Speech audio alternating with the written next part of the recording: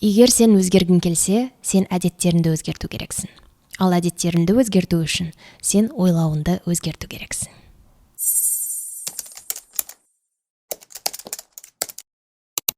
Хей, сәлем! Мен есімім Аяжан. Мен YouTube каналыма қош келдіңіздер. Мен өз-өзімді дамыту, өз-өзімді өсіру жолындамын. Және осы жолымда алған білімдеріммен сіздермен бөлісемін. Егер де сіз де осы жолда жүрсеңіз, маған жазылып қойыңыздар, бірге дос болайық. Бірге өсеміз және бірге дамимыз. Менің сүйікті көрермендерім, қалдарыңыз қалай? Мен сіздерді қатты сағындым. Жаңа жылдарыңыз қалай басталды?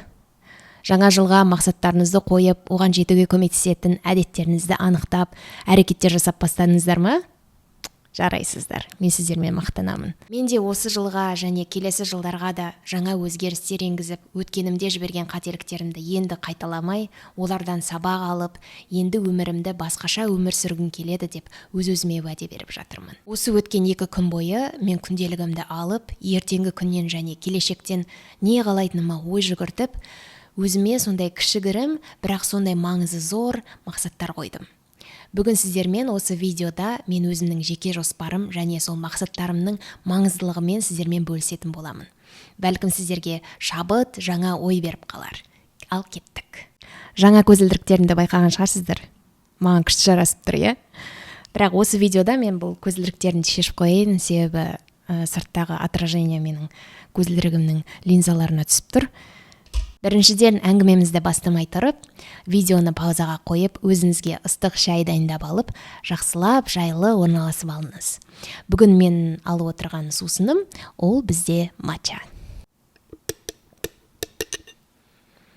АСМР. Ең бірінші мен қойып жатқан маңызды мақсаттарымның бірі, ол денеме күтім жасау.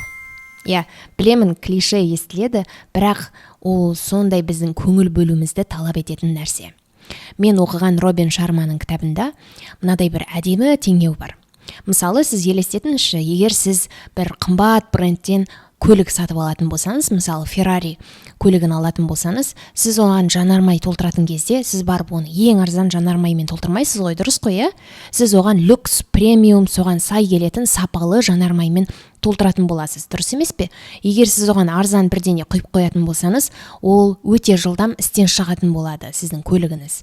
Сол сияқты біздің денеміз, ол одан да қымбат, қаншама есе қымбат, даже құнсыз, сондай бағалы, керемет құрал, керемет машина. Сондықтан біз абай болуымыз керек та, қандай жанармаймен біз осы машинамызды толтырып жүрміз. Ол дегеніміз бізге адамдардың денесіне жанармай дегеніміз, ол бізде тамақ, сусындар. Яғни сіз қандай нәрсе, не нәрсемен сіз өз-өзіңізді тамақтандырып жүрсіз. Сіз не нәрсе ішіңізге, денеңізге салып жүрсіз.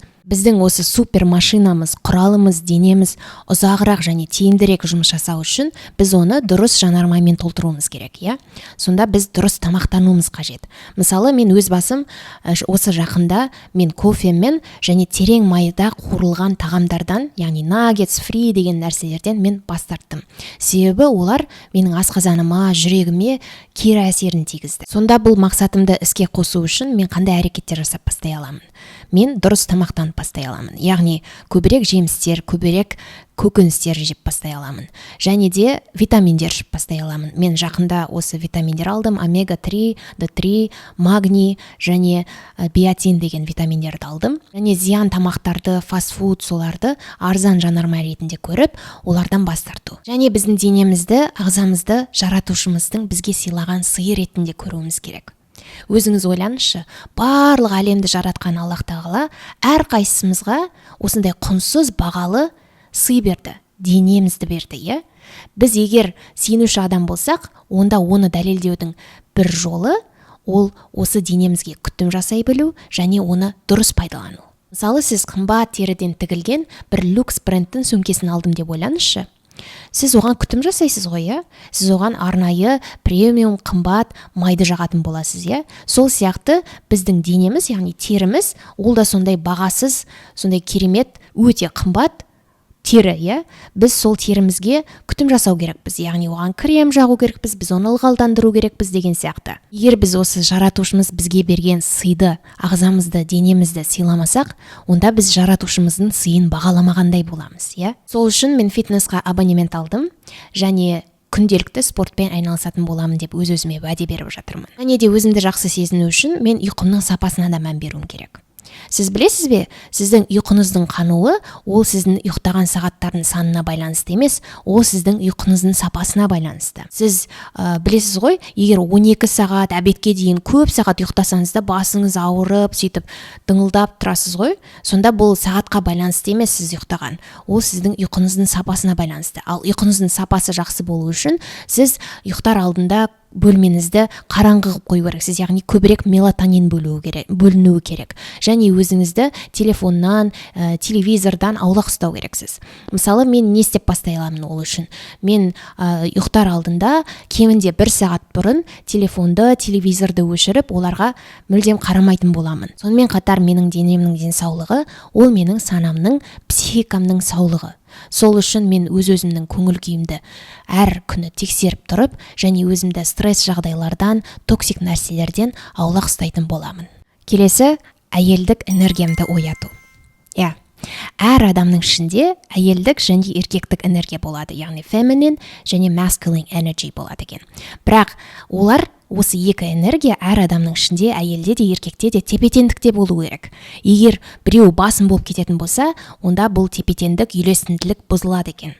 Мен қаншама жылдар бойы өзім соны білмей, еркектік энергияммен әйелдік энергиямды басып келіппін. Және әйел екенімді сезінуден, оны көрсетуден ұялатын болдым. Мен ендігәрі өзімнің жаратылыстан әйел екенімді толықтай қабылдағым келеді. Мен өзімді еркін, сұлу және нәзік сезінгім келеді. Білесіздер, әйелдік энергия ол being дейді ғой, яғни болу, сезіну арқылы өседі екен. Сонда ол әйелдік энергия ол дәл осы сәтте, дәл осы мезетте өмір сүру және соны толықтай сезіну дегенді білдіреді. Өзінің интуициясына, жан даусына құлақ салып, өзінің мықты жақтарын білетін және өзінің денесімен үйлесімділікте өмір сүретін әйел ол өте қуатты. Сол себептен мен өзімнің мықты жақтарымды дұрыс пайдаланғым келеді. Және өмірімді менің өзімнің жеке менструалды циклымның фазаларына сай сүргім келеді. Әр ай сайын, әр цикл сайын әйел адамда 4 түрлі фаза болады екен, және 4 түрлі сізде керемет мықты қасиеттеріңіз болады. Егер сіздерге осындай ақпарат қызықты болатын болса, осыдан кейін мен ұят емес деген видеомды қарасаңыз болады, әйел адамдарға құнды ақпараттарға толы. Мен әйелдік энергиямды ояту үшін не істей аламын? Мен өзімнің ойнақы, көңілді, ерке, кішкентай бала сияқты жақтарымды ашқым келеді. Яғни оны ендігәрі жасырғым келмейді. Және өзімнің нәзіктігім, уязвимый екенімді көрсеткім келеді. Одан ұялғым келмейді. Себебі мен қаншама жылдар бойы майысудан және көмек сұраудан ұялатын болдым. Және келесі, ол көмекті және жақсы назарды қабылдағым келеді. Мысалы, далада кетіп бара жатқанда, егер бір ер адам келіп маған пакеттерімді, сөмкелерімді көтеріп көмектессе, оны қабылдай білу. Егер ер адам барып маған есік ашса, оны қабылдай білу. Яғни рахмет деп айтып, күліп өтіп кету дегендей. Яғни олардың маған жасап жатқан жақсылықтарын қабылдай білу және оған да алғысымды білдіру. Және өзімді сұлу сезіндіретін киімдерді кию, өзімнің стиліме мән беру, еркін қозғалу. Және үйде болған кезде музыка қосып билеу. Өзім жалғыз болған кезде, немесе өзім жанұяммен болған кезде де ұялмау, яғни еркін қозғалу, еркін билеу. Ол сіздің әйелдік энергияңызды оятады. Сонымен қатар, мына кеңесім орамалдағы қыздарға пайдалы болар деп ойлаймын. Себебі мен өз басым орамал тағатындықтан, мен бұл қандай сезім екенін жақсы білемін. Мысалы, сіз Инстаграмда, ТикТокта отырған кезде құрбыларыңызды, басқа бір блогерларды, қыздарды көресіз, әртүрлі күшті шаштарына неше түрлі прическа жасап, әртүрлі трендтегі киімдерді киіп, сөйтіп жүреді. Сіз оған қарап қызығып отырасыз. Мен де хочу деген сияқты сөйтіп қарап отырасыз да. И мен ойлаймын, ол сол қызығудың арқасында көп қыздар орамалдарын шешіп тастайды. Сол себептен сияқты. Білмеймін. Себебі әр әйел адам сұлу сезінгісі келеді. Әр әйел адам сұлулығын көрсеткісі келеді, иә. Және орамалдағы қыздар мойымаңыздар, себебі оның бір жолы бар. сіз үйде болған кезде, өзіңіздің жанұяңызбен, жолдасыңызбен болған кезде, үйде жүрген кезде сіз қалай киінгіңіз келеді, солай киіне аласыз. Ол сіз орамал тағатын болсаңыз, ол мынадай сөз емес. Сіз намазник киіп алып, немесе халат киіп алып, басыңызға боне тағып алып, әрдайым трикомен, оверсайз футболкамен жүру керек деген сөз емес. Сіз үйде болған кезде, сіз өзіңіз қалаған киімдерді кие аласыз. Мысалы, мен үйде болған кезде, мен воздушный, сондай феминин, сондай нәзік көйлектерді кигенді жақсы көремін. Ашық түсті көйлектерді кигенді жақсы көремін. Және де шашымды бюралағанды жақсы көремін. Әртүрлі заколкаларды таққанды жақсы көремін. Білесіздер, мен стразы, сондай наклейкаларды жақсы көремін. Сондай кішкентай аксессуарларды таққанды жақсы көремін. Сонда сіз үйде жүргенде өз-өзіңізді шектемеңіз. Мысалы, трендтағы бір көйлекті көрсеңіз, немесе бір костюмчикті көрсеңіз, бірақ оны сыртқа кие алмайтын болсаңыз, ашық болса, қысқа болса, сіз оны үйде кие аласыз, иә?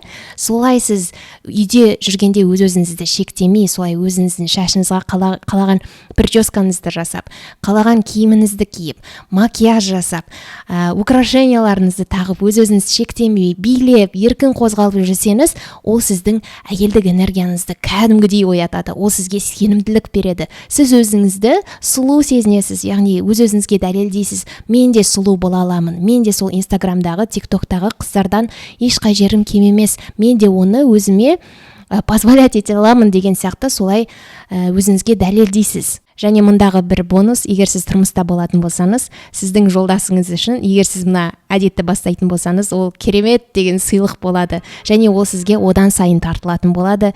Сізді сондай әдемі, сұлу қыз ретінде қайтадан көріп бастайды. Үйде осылай әдемі киініп жүру және өзіңді әйел екенін сезіну, ол сенің сенімділігіңді арттырады және өзіңді күшті сезінетін боласың. Және мен ойлаймын, үйде өзіңді осылай сұлу сезініп жүргеннен кейін, сыртқа шыққаннан кейін, орамал таққаннан кейін, сен орамалды жек көрмейтін боласың. Керісінше сен орамалдың мәнін түсініп бастайсың деп ойлаймын. Себебі сен білесің үйде қандай сұлу бола алатынды. Және орамал ол барлығына доступны емес, және сенің осы керемет сұлулығыңды жасыратын, оны қорғайтын қорғанышың екеніңді түсініп бастайсың. Және орамалыңды жақсы көріп бастайсың. Келесі, әр күнімді соңғы күн сияқты өмір сүру. Иә, біз адамдар бұл өмірге мәңгілікке келген жоқпыз. Біздің уақытымыз шектеулі.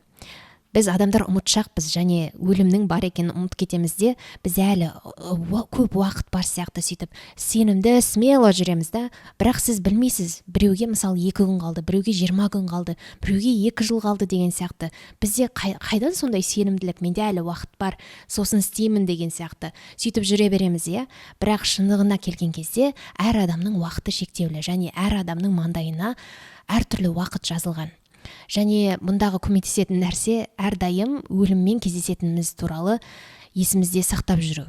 Иә, бұл сондай депрессивно солай естіледі, өлім туралы ойлап жүру деген. Бірақ егер сіз өлетініңіз есіңізде ұстап жүрсеңіз және өліммен кездесетініңізді ойлап жүрсеңіз, одан қаша алмайтыныңызды білсеңіз, ол керісінше сізге мотивация беру керек. Ол керісінше сізге осы әр күніңізге сапа беру керек, иә. Сонда сіз өлетініңізді біліп жүрсеңіз, сіз әр күніңізді жақсырақ сүретін боласыз.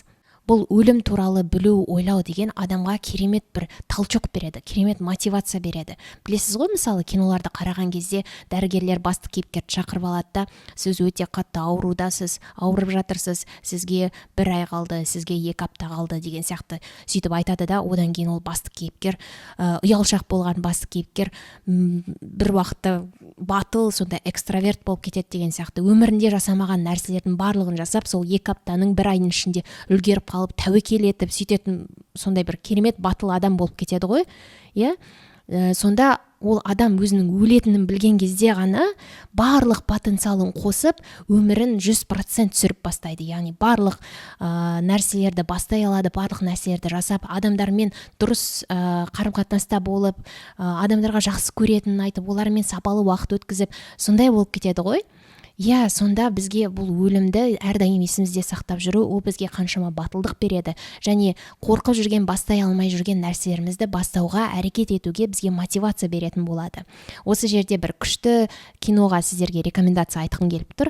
Маған бұл кино өте қатты ұнады, мен өзім 2 рет қарадым. Бұл және өз-өзіне махаббат туралы да күшті үйрететін болады. Бұл киноның аты Last Holiday, последний отпуск деген кино. Өте керемет кино, қарасаңыз болады. Мен әр күнімді соңғы күн сияқты сүру үшін және оны сапалы өткізу үшін не істей аламын? Мен ол үшін күнімді ерте бастай аламын. Яғни таңертең сағат 5:30-да, 6-да оянып бастай аламын. Және сол таңертең тыныштықта отырып, өзіме уақыт бөліп, оңашада өзімнің басты мақсаттарымды қайтадан есіме салып, вижн бордыма, карта желаниема қарап деген сияқты. Және өзімді келе жатқан сол күнге дайындап, көңіл күйімді барлығын дайындау. Және де моментте болу, осы сәтте өмір сүру, яғни барлығын толықтай сезіну. Мысалы, мен далада кетіп бара жатсам да, жүріп келе жатсам да, телефонға қарамай, мен сол табиғатты, мен сол самал желді, ауа райыны, сұлулықты, адамдардың түрлерін, сон барлығын сезіну, яғни қарау, барлық сезім мүшелерінді қосу, яғни ес, көру, есту деген сияқты барлық сезім мүшелерінді қосу. Тіпті тамақ ішкен кезде де, бір нәрсе жеген кезде де соны сезіну. Әр жасушаммен сол адам екенімді, тірі екенімді соны сезіну, яғни текстура, барлығын ұстап көру, иіскеу, сезіну, көру, қарау дегендей, сондай адам екенімді толықтай сезіну. Және де отбасымен көбірек уақыт өткізу, өзімнің жанұяммен, өзімнің жолдасыммен уақыт өткізуге инвестиция жасау, өзімнің қызыммен көбірек ойнау, онымен көбірек бірге болу деген сияқты. Себебі бұл уақытты бостан босқа өткізіп жатқан сияқты көрінеді. Кейде біз өзіміздің проекттерімізді, жобаларымызды, жұмысымызды, карьерамызды жанұямыздан жоғарырақ орынға қойып кетеміз. Себебі ол өте маңызды, ол бізге ақша келеді, ол бізге статус әкеледі деген сияқты, сөйтіп маңызды нәрсе сияқты қойып қоямыз. Бірақ шындығына келген кезде ол маңызды емес. Ең маңызды нәрсе ол сенің өзінің жанұяна инвестиция жасау, өзінің жақын адамдарына инвестиция жасау, яғни солармен уақыт өткізу, сапалы уақыт өткізу. Егер сен жолдасыңмен уақыт өткізетін болсаң, онымен әңгімелесетін болсаң, онымен ойнайтын болсаң, онымен свиданияларға, кездесуге баратын болсаң, ол да сендердің арақатынастарына, қарым-қатынастарына инвестиция, бостан босқа уақыт өткізу емес. Және кішкентай балаларыңмен өзің ойнайтын болсаң, олармен әңгімелесетін болсаң, сол жерде 100% сол моментте болсаң, телефонды қойып, басқа жерге, алыс жерге қойып, сол жерде хотя бы 15-20 минут күнделікті 100% фокусыңды беріп, сол жерде балаңмен бірге ойнап отырсаң, ол өте керемет үлкен инвестиция сенің баланың тәрбиесіне және баланың өсуіне, оның махаббатты сезінуіне өте үлкен инвестиция. Сондықтан мен осындай әрекеттер жасап бастай аламын. Жолдасыммен көбірек уақыт өткізе аламын, және қызыммен көбірек ойнап, және сол моментте бола аламын.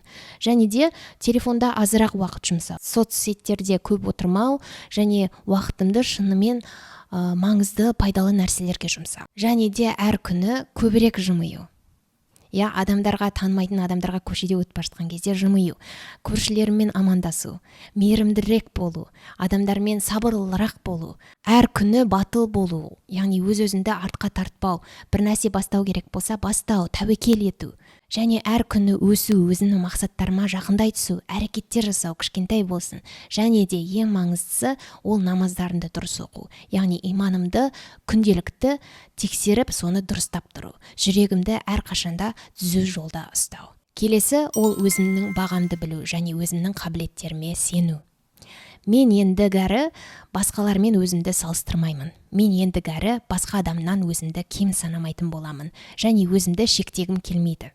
Менің қолымнан келеді. Егер басқа біреу істеп жатса, басқа біреу соған қол жеткізіп жатса, менің қай жерім одан кем? Мен де оған қол жеткізе аламын. Менде де сол мүшелердің барлығы бар. Менде де сол ми бар. Барлығымыз бірдейміз. Барлығымызда мүмкіндіктер бар. Және оны қолдана білу керек. Және өз-өзіне сене білу керек. Келесі ол шығармашылықпен көбірек айналысу. Мен өз басым қол өнермен, бір жаңа жобамен, бір DIY жобамен, немесе видео монтаждаумен айналысқан кезде, мен кәдімгідей оянамын, өзімді сол в потоке сезінемін сол кезде. Сондықтан сіздің үйіңіз, жұмысыңыз, жанұяныздан тыс өзіңіздің жеке бір хоббиларыңыз болуы керек. ол шығармашылық істермен айналысу, хоббимен айналысу, ол сіздің қиялыңызды оятады. Әрқайсымыздың ішімізде кішкентай бала кезіміздегі бала бар. Білесіздер ғой, балалар олар ойнаған кезде, жаңадан бір нәрсе ойлап шығарып, соны жасап жатқан кезде өздерін сондай бақытты сезінеді. Сол сияқты сізді бақытты қылдырған, сондай в потоке, в моменте қылдырған, сондай керемет сіздерге сезім, көңіл күй сыйлаған өзіңіздің бір ісіңіз бар. Сіз мүмкін оны ұмытып қалған шығарсыз. Мүмкін сіз былай айтатын шығарсыз: ой, мен шығармашылыққа мүлдем жоқпын. Мен ондай сурет сала алмаймын. Вообще креативті емеспін деп сөйтіп айтып жүретін шығарсыз өзіңізді. Бірақ жоқ, шындығына келгенде әр адам креативті. Әр адам бір нәрсе ойлап шығара алады, бір нәрсе жасап шығара алады. Білесіз ғой, Аллах тағаланың 99 көркем есімі бар ғой, соның ішінде Әл-Халиқ деген, яғни жаратушы деген есімі бар. Мынадай бір әдемі сөз оқығанмын: Аллах тағаланың 99 көркем есімінің қасиеттерін әр адам өзі кішкентай қасиеттерін соны өзімен бірге алып жүреді. Сонда әр адамның ішінде Аллах тағаланың 99 көркем есімін сипаттайтын, оның қасиеттерін көрсететін отражениесі бар екен. Сонда Аллах тағала жаратушы, ол жаратады, сол сияқты әр адамның ішінде сондай жарататын, бір нәрсе ойлап шығаратын, жоқ нәрседен бір нәрсе шығаратын сондай бізде қабілет бар, сондай қасиет бар. Сіз олай өз-өзіңізді шектемеңіз. Сіз де жаңа әдемі нәрсе ойлап таба аласыз. Сіз де шығармашылық істермен айналыса аласыз. Және ол әр адам бала кезінде ойнады. Әр адам бала кезінде жаңа ойындар ойлап шығарды. Балшықтан бір пирогтар жасады деген сияқты. Мүмкін сіз өзіңіздің сол бала кезіңіздегі хоббиіңізді егер есіңізге алатын болсаңыз, ол мүмкін сіздің қазіргі өміріңізге бақыт алып келер. Мүмкін ол сіздің жеке ісіңізге айналып кетер деген сияқты. Осы жерде мен сізге көмектесе алатын нәрсемен бөліскім келеді. Ол менің терапиялық күнделігім, қараңғыдан жарыққа деген. Ол өз-өзіңді түсінуге, өз-өзіңді дамытуға көмектесетін терапиялық күнделік. Оның ішінде бағыттаушы сұрақтар және тапсырмалар болады. Ол бірнеше бөлімнен тұрады. Соның ішінде ең бірінші бөлім ол ішкі баламмен танысу деген. Сонда әртүрлі бағыттаушы сұрақтар арқылы сіз балалық шағыңызға қайта барып, сонда ой жүгіртетін боласыз. Мүмкін сіз осы терапиялық күнделіктегі сұрақтарға жауап беріп тапсырмаларды орындаған кезде, мүмкін сіз сол балалық шағыңыздағы өзіңіздің бақыт әкелетін шығармашылық ісіңізді есіңізге түсіре аласыз. Бұл терапиялық күнделігіме сілтеме осы видеоның астында. Ендігәрі осы көзқарасты өміріме енгіземін. Ол өзімді байлыққа, сән салтанатқа үйрету, яғни өзімді лайықты етіп білу. Мынадай бір әдемі сөз бар: сен не ойлайсың, сен соны аласың. Яғни сен өзің ойына, санана жете алатын нәрсені соны ғана көре аласың, және соны сен қабылдай аласың. Егер сен ой өрісіңді кеңейтіп, көбірек нәрсеге, жақсырақ нәрселерге лайықтымын деп өзіңді сезінетін болсаң, соны білетін болсаң, онда сен көп нәрсені, сол заттарды өміріне тартатын боласың. Егер сен болашақта өзіңді сондай бай, роскошты өмір сүретін адам ретінде көретін болсаң, онда сен қазірден бастап сол адам ретінде сезініп бастай аласың. Яғни өзіңді сезіну арқылы, ойларыңды өзгерту арқылы сен сол мүмкіндіктерді өзіне тартатын боласың. Мен алдыңғы видеоларда осындай схемамен әрдайым бөлісемін. Ойлары сезімдерге әкеледі, сезімдер сенімдерге алып келеді, сенімдер әрекеттерге алып келеді, ал әрекеттеріңіз сізді осы шынайы өміріңізге, реальностьқа алып келеді деген сияқты. Сондықтан өзіңізді қазірден бастап бай адам ретінде сезіне аласыз. Ол бай адам өзін қалай сезінеді, ол қандай ойлар ойлайды деген сияқты сұрақтар қоя аласыз. Және өзіңіздің сондай бір мини ритуалдарыңыз болса болады. Мысалы, сол нәрселерді жасаған кезде өзіңізді бай сезінетіндей. Мысалы, менің ондай ритуалдарым ол душтан кейін ақ халат кию. Ол ақ халатты киген кезде мен өзімді пятизвездочный отельдерге барып, саяхаттап жүріп, сонда душтан кейін ақ халатты кигендей сондай сезімде боламын. Яғни бұл маған бір роскош сезімін береді. Және де келесі бір ритуалым ол барып маникюрға бару. Яғни маникюрға барып, мен тырнақтарымды тазалау. Мен өзім маникюр жасай аламын үйде, бірақ салонға барып маникюр жасау, ол да маған бір сондай байлық сезімін береді. Өзімді сондай бай сезінемін және роскошта өмір сүріп жүрген адам сияқты сезінемін. Міне осындай кішкентай ритуалдар, кішкентай нәрселер сіздің өзіңіз туралы сезіміңізді өзгертеді, және сіз өзіңізді солай бай сезіне аласыз, және өзіңізді сондай жоғары вибрацияларда сезіне аласыз. Тағы да бір мысалы, сіз өзіңізге сол роскоштың бір бөлігін бере аласыз. Мысалы, бір қымбат парфюмді сатып алсаңыз болады. Бір қымбат брендтің парфюмін сатып алсаңыз, және оны күнделікті өзіңізге сеуіп жүрсеңіз, онда елестетіп қараңызшы, ол сондай тұрақты әдемі жұпар иіс, сондай күшті брендтің парфюмі сізге қандай сезім береді? Сіз өзіңізді сенімді сезінетін боласыз, және сол бай адамдардың бірі ретінде сезінетін боласыз. Сондықтан мен мынадай заттармен келіспеймін. Андай подделка заттарды сатып алу, подделка сумкаларды ұстау, подделка украшенияларды алу, Пандораның, Тиффанидің подделка копияларын ұстап соны кию дегені онымен келіспеймін. Себебі басқа адамдар ойлауы мүмкін, Дольче Габбананың сумкасын киіп алыпты, Пандораның сырғасын тағып алыпты деп адамдар қарауы мүмкін сізге, бірақ сіз өзіңіз білесіз ол копия екен, сіз өзіңіз білесіз ол подделка екен, және сіз өзіңізді алдайсыз олай. Сондықтан 10 копия алғаннан гөрі лучше ақшаңызды жинап, бір оригиналын алсаңыз, сіз өзіңізді оригинал сезінетін боласыз. Қайрат Нұртастың өлеңіндегідей. Сен оригиналсың, деген сияқты. Және Робин Шарманың кітабында оқыдым, оның конференциясына бір әйел келген екен. Ол әйел өзінің историясын бөліскен екен. Яғни ол үйінде күнделікті әр бөлмеге тірі гүлдерді вазаға су құйып қояды екен. Ол сонда айтқан екен, мен өзіме позволять ете алатын роскоштың түрі осы тірі гүлдер деген екен. Сонда қараңызшы, сондай кішкентай нәрселер сізді өзіңізді бай сияқты сезінуге алып келеді. Сонда сіз өзіңізді сондай бай сезінетін болсаңыз, және сондай жақсы нәрселерге лайықтымын деп ойлайтын болсаңыз, сіз сол байлықты, сол жақсы мүмкіндіктерді өміріңізге тартатын боласыз. Солай байлықты өміріме тарту үшін, өзімді роскошқа үйрету үшін мен не істей аламын? Мен ол люкс брендтарға, бутиктарға барып кіре аламын. Онда барып мен сөмкелерді ұстап, киіп, қарап, айнаға қарап, мен киіммен үлесем екен деген сияқты. Сосын примерочныйға барып, киімдерді өзіме киіп қарап, көйлектерді қарап, соны матасын, соның сапасын сезініп, және сондағы сервисті толықтай сезіну. Яғни, мысалы, продавец-консультант сізге келіп, сізге көмектесейін ба? Мына киім қалай болады, мына киім қалай болады десе, жоқ, керек емес демей, мына көйлекті қарайын деп едім, мына сөмкені қарайын деп едім деп, сөйтіп сол сервисті толықтай қабылдау. Себебі ол олардың жұмысы. Сіз де оны өзіңізге киіп қарай аласыз. Солай ғана сіз өзіңізге солай позволять ете аласыз, өзіңізге рұқсат бересіз, осы нәрселерге мен лайықтымын деген сияқты. Ол даже сіз өзіңізге сатып ала алмайтын болсаңыз да, сол заттарды, соларды сіз киіп қарасаңыз болады, сезінсеңіз болады. Себебі ол тегін нәрсе. Сізге ешкім сол бутиктен шығып бара жатқан кезде еш нәрсе алмайтын болсаңыз, сізге жүгіріп келіп чек бермейді ғой, сіз мынаны ұстадыңыз, мынаны қарадыңыз, мынаны киіп қарадыңыз, ақша төлеңіз деген сияқты. Өйтіп ешкім келмейді. Бұның барлығы тегін нәрсе. Егер сіздің арманыңыз бір люкс брендтің сөмкесін алу болса, сіз оны қалай аласыз, егер сіз ешқашан сол бутикқа аяқ баспаған болсаңыз, сіз аяқ басып, соның ішіне кіріп қараңыз, сол сөмкені алып қараңыз, өзіңізге киіп қараңыз деген сияқты. Солай сіз өзіңізге сол мүмкіндіктерді, сол ақшаны, сол байлықты тартатын боласыз. Және де тағы да бір қарапайым мысал, ол такси. Мысалы, Яндекс таксиді шақырған кезде сіз эконом емес, комфорт плюспен жүріп қараңыз, сондай жақсы қолайлылықтарды өзіңізге көрсеткен сайын, соны сезінген сайын, сіз өзіңіздің миыңызға жаңа нәрселерді көрсететін боласыз, жаңа мүмкіндіктерді көрсететін боласыз. Сол сезіну арқылы сіздің миыңыз ойлайтын болады. Вау, мынау норма, мына нәрселерге біз де лайықтымыз деген сияқты. Енді мен келесі жолы осы мүмкіндіктерді көретін боламын, және осыған келісетін боламын деген сияқты сондай жаңа нейрожолдар ашылатын болады сіздің миыңызда. Бұл өте керемет нәрсе. Және соңғы өміріңізге байлықты, ақшаны тартудың жолы ол қаржылай мүмкіндіктерге ашық болу.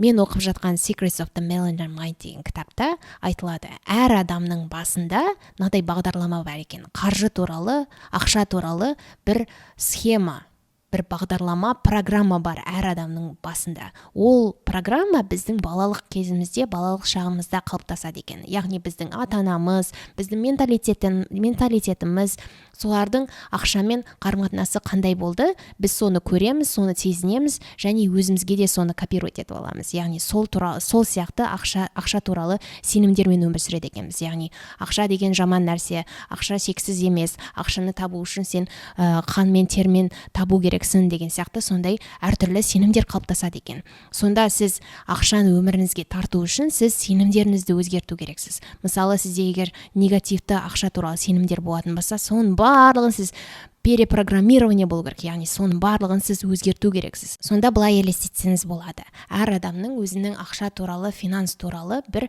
белгілі бір шектеуі болады екен, лимиті болады екен. Мысалы, білесіз ғой, наличный ақшаны былай резинкемен орап қояды ғой. Сол сияқты елестетіп қараңыз. Мысалы, сіздің басыңызда 400 000 деген лимит, сондай ақша, банкноттар резинкамен оралып тұр деп елестетіңіз, Сізге 400 000 нормально жетеді. 400 000 айына 400 000 алу сізге нормально жетеді. Сөйтіп жүресіз, Бірақ миллион алғыңыз келсе, егер 800 000 алғыңыз келсе, ол ақша даже сіздің өміріңізге келсе де, сіз қайтадан сол 400 000-ға түсіріп аласыз. Себебі сіздің бағдарламаңызда сіздің шектеуіңіз сол 400 000 теңге. Яғни ол резинкамен байланып тұр. Сіз резинкамен байланып тұрған жерге сіз көбірек ақша сала алмайсыз. Себебі ол осылай қатты байланып тұр. 400 000 ғана сияды оның ішіне, одан артық сыймайды деген сияқты. Сол сияқты сіз өзіңіздің сол резинкеңізді кеңейту керексіз. Яғни 800 000, миллион деген сияқты, 2 миллион, 10 миллион деген сияқты солай өзіңіз финанс туралы өзіңіздің сондай expectations, ожиданияларыңызды, өзіңіздің солай бағдарламаңызды кеңейту керексіз, өзгерту керексіз. Сонда ғана сіз өзіңіз ойлайтын нәрселерді ғана өміріңізге тартасыз деп айттым ғой. Яғни сіз егер сондай көбірек ақшаға ашық болатын болсаңыз және одан қорықпасаңыз, онда сол мүмкіндіктерді, сондай суммаларды өміріңізге тартатын боласыз. Менің сол қойып жатқан мақсатым финанс жағынан өзімді шектемеу. Яғни сондай үлкен продажаларға, сондай үлкен табыстарға, үлкен мүмкіндіктерге ашық болу және өзімді лайықты санау. Келесі предпоследний мақсатым ол өзімнің өміріме, өзімнің жағдайыма, өзімнің сезінуіме жауапкершілік алу. Білемін, бұл сондай қиын, сондай дискомфортный сондай мақсат. Бірақ шындығына келген кезде барлығымыз өзіміздің өмірімізге жауаптымыз. Сондықтан мен осы жолы ересек адам ретінде барлық өмірімде болып жатқан жағдайларға жауапкершілік алғым келеді. Мен өзімді қалай сезінемін, өзімнің бақытыма, барлығына, өзімнің финансовый жағдайыма барлығына мен жауапкершілік алғым келеді. Ол үшін мен басқаларды кінәлауымды қоюым керек. Ол үшін мен өзімді құрбан ретінде көруімді қоюым керек.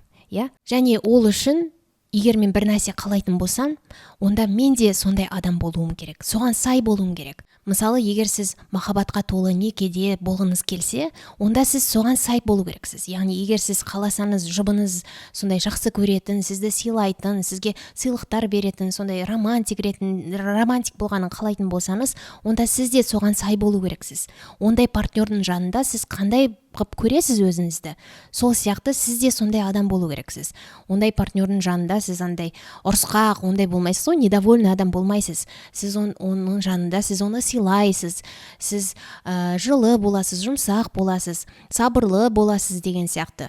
Сол сияқты өзіңізден бастау керексіз. Мынадай бір сөз бар ғой, если хочешь изменить мир, начни с себя деген. Маленький принцтер ғой деймін сол сөз.